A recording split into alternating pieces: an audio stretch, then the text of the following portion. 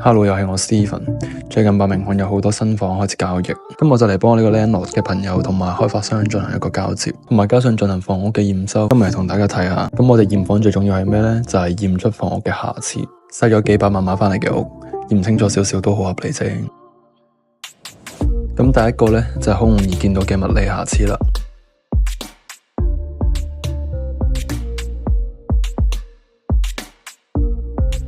而第二個就係電器類型嘅瑕疵，你哋可以注意睇下呢個電磁爐、焗爐、冰箱呢啲可唔可以用得？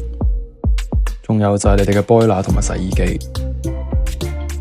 咁最尾一個瑕疵呢，就係水管類，所有關於水嘅你都要睇下可唔可以正常使用。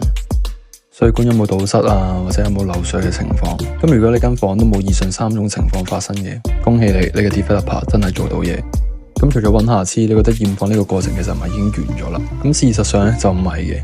你記住要揾你嘅開發商攞你應該要有嘅文件，你嘅 EICR、EPC report 啦，而且仲有你嘅電器說明書，呢啲嘢都要記住帶好。